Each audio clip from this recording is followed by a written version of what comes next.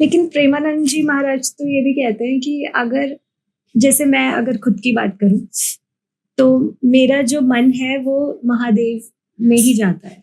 मेरे घर में देवी पूजन भी होता है, हमारी कुल देवी भी है। और मैं बेसिकली उत्तराखंड से आई हूँ, तो वहाँ पे बहुत ज्यादा मान्यता है इन चीजों की।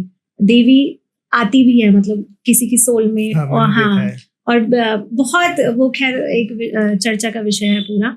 तो वहाँ पे बहुत ज्यादा हमारे यहाँ देवी पूजन होता है, कुल देवी को मानते हैं सब कुछ। लेकिन मेरा जो मन है ना वो महादेव में ही रहता है। आप देखो, वही बात है ना कि आपकी फैमिली में तो देवी पूजी जा रही है, हाँ ट्रेडिशन जी, बट आप उससे ट्रांसेंड करके महादेव में आ गए जी, एक लेवल अप हो गए। अच्छा, ऐसा है क्या? अभी जो हम प्रोसेस की बात कर रहे थे वही प्रोसेस है जी। जैसे नवरात्रों में हरियाली बोई जाती है हमारे यहाँ। और नवरात्रों में पूरा जैसे 9 दिन का, कभी कभी 8 दिन का भी होता है। तो मैं ऐसा नहीं है कि मैं मानती नहीं है, मैं नास्तिक हूँ उस तरफ, मानती हूँ मैं। लेकिन जो भाव मेरा सावन के या श्रावण के सोमवार जब हमारे यहाँ वो रुद्र पाठ होता है, उसमें जो भाव आता है मेरा, वो उसमें नहीं आ पाता। देखो, आप उस एक पर्टिकुलर भाव को पुष्ट कर चुके हो ना पहले। जैसे आप तो एग्जाम्पल लेते हैं, आप शादी में गए हो, आपको क्रेविंग होती है पनीर की सब्जी खाने की, या कोई भी XYZ जो भी आपकी फेवरेट सब्जी है, कि भाई मैं तो ये अपने मेन कोर्स में ये लगाऊंगा अपनी थाली में। बट वो खा लेने के बाद आपकी इच्छा नहीं करती ना खाने की, क्यों? आप उससे ट्रांसेंड कर रहे हो, आप तब आप दूसरी जगह जा रहे हो। अच्छा।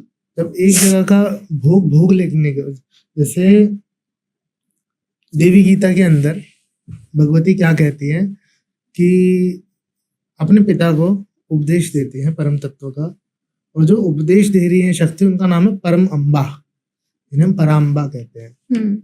तो वो कहते हैं कि आप मेरे इस निराकार रूप को नहीं जान सकते। इसे जानने के लिए सबसे पहले आपको मेरे साकार जो 10 महारूप हैं उनको जानना पड़ेगा, जो 10 महाविद्याएं हैं। तब जाके आप मेरे इस महारूप को जान पाओगे, जिसका कोई आदि है ना अंत है ना, जिसका ना जन्म है, जिसकी ना मृत्यु है। तो जो 10 महाविद्याएं भी एक तरह से एक स्थूल रूप है उस शक्ति का जो निराकार है, जो नारायण भी है, जो शक्ति भी है, जो परम स्वरूप है, जो ब्रह्म है। ये अम्बा, अंबिका, अंबालिका वाली बात है? नहीं, अच्छा, ये उनका नाम परम्बा है। ठीक, परम मतलब हम कोई भी नाम दे देते हैं कि चलो ठीक है ये नाम है, बट वो तो है तो सुपर पावर है ना। जी। तो वो उसके अंदर भी ये कह रही है कि जो ये 10 मेरी महाविद्याएं हैं वो मेरा एक बेसिक रूप है, और उसको जानने के बाद ही आप मेरे को उस रूप में जान सकते हो।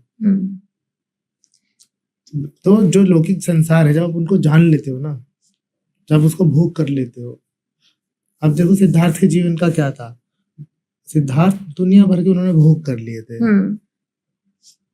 राज्य का भोग, वैभव का भोग और वासना का भोग, सब कुछ करके एक दिन अचानक से उनका मन इससे हट गया और सब छोड़ के निकल गए। तो छोड़ के भी तो वही जा पाएगा ना जो उससे रज गया हो। बिल्कुल पॉइंट। नहीं तो मन में क्या हो, मन में उसके कहीं ना कहीं भरा रहेगा कुछ ना कुछ। इसलिए आश्रम व्यवस्था में 4 आश्रम बनाए गए, अंत में वानप्रस्थ आश्रम के एंड में वन में चले जाओ। जी, कि आपने पहले सारे भोग कर लिए, अब वन में चले जाओ। अब सबकी लाइफ में क्या है ना, अब ये तो हम एक लाइफ की बात कर रहे हैं, हो सकता है कोई किसी लाइफ में किसी आश्रम मेन फोकस कहीं रहा हो, देन इस लाइफ में वहां से हट के अब वो ट्रांसेंड होके आ गया हो दूसरी जगह। अब उसका स्टेट ऑफ माइंड जो है वो चेंज हो गया हो। तो वैराग्य की प्रवृत्ति है वो ऐसा नहीं है कि आपको बस अचानक जाग जाती है, ओवरनाइट आ गया कल से वैराग्य लेंगे। तो प्रोसेस है उसका। जी बिल्कुल, मुझे लगता है ये हर चीज में लागू होता है, चाहे वैरागी नहीं, हर चीज, कोई ओवरनाइट नहीं आता है, हर कोई भी चीज। One story ends, another begins. Keep dreaming, keep exploring. I'll catch you in the next one.